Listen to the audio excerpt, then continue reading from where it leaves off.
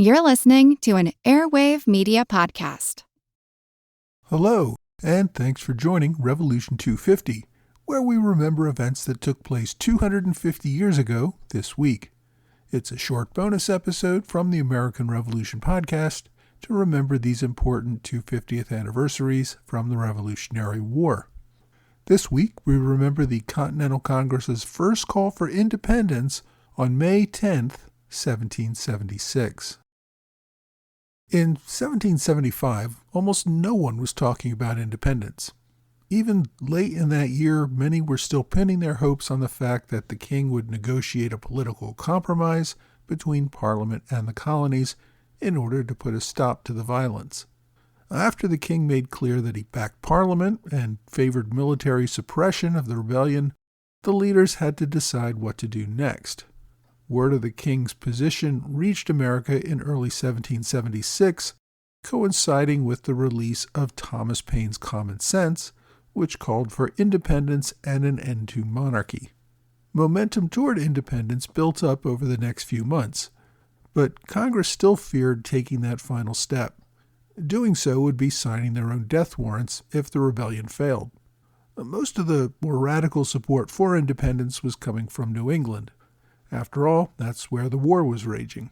John Adams became one of the leading advocates, pushing Congress to put itself on record as favoring independence. In early May of 1776, Adams wrote a letter to James Warren, president of the Massachusetts Provincial Congress, assessing where each of the colonies stood. Adams thought that New England, which was Massachusetts, New Hampshire, Connecticut, Rhode Island, would support independence. The southern colonies, Virginia, North and South Carolina, and Georgia, were also likely supporters. But the middle colonies, New York, New Jersey, Pennsylvania, Delaware, and Maryland, all still seemed pretty resistant. Even so, Adams decided it was time to really test the waters. The way they moved into the debate was actually pretty sneaky. On May 10th, they got a vote on a congressional resolution which said the following: Resolved, that it be recommended to the respective assemblies and conventions of the United Colonies, where no government sufficient to the exigencies of their affairs have been hitherto established, to adopt such government as shall, in the opinion of the representatives of the people, best conduce to the happiness and safety of their constituents in particular and America in general. If you just look at this resolution, it seems pretty reasonable at the time. It basically said, if the colony did not have a working government, it should create one that worked. The resolution didn't mandate anything. Most colonies had already created provincial congresses to run things. The resolution essentially said, great job, guys, keep doing what you're doing. It passed unanimously and without much debate.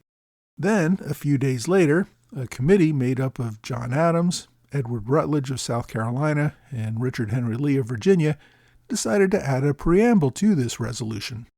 The preamble was longer than the resolution itself.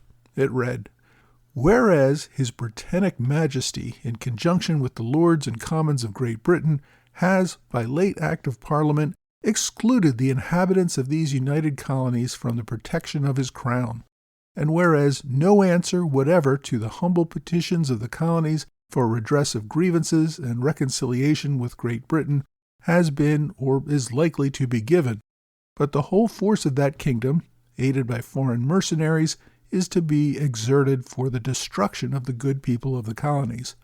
And whereas it appears absolutely irreconcilable to reason and good conscience for the people of these colonies now to take the oaths and affirmations necessary for the support of any government under the crown of Great Britain, and it is necessary that the exercise of every kind of authority under said crown should be totally suppressed, and all the powers of government exerted under the authority of the people of the colonies for the preservation of internal peace, virtue, and good order, as well as for the defense of their lives, liberties, and properties against the hostile invasions and cruel deprivations of their enemies, therefore resolved. With that preamble, the resolution for creating independent governments sounded much more like a real declaration of independence. Congress would be supporting the colonies, creating new governments because they could no longer live under the authority of a tyrannical king. The notes only say that Congress agreed to the preamble, but don't list any sort of vote. We do know that debate over the preamble was very contentious and that many delegates objected to it. In the end, though, Congress went along with it, and that encouraged Adams and other supporters of independence to put forward a much more explicit resolution in June. I hope you've enjoyed this Revolution 250 moment. If you want to read more about the subject of today's post, check out episode 98 at blog.amrevpodcast.com. I also encourage you to subscribe for free to the podcast on whatever podcast platform you like. Thanks again for listening to this Revolution 250 moment from the American Revolution Podcast.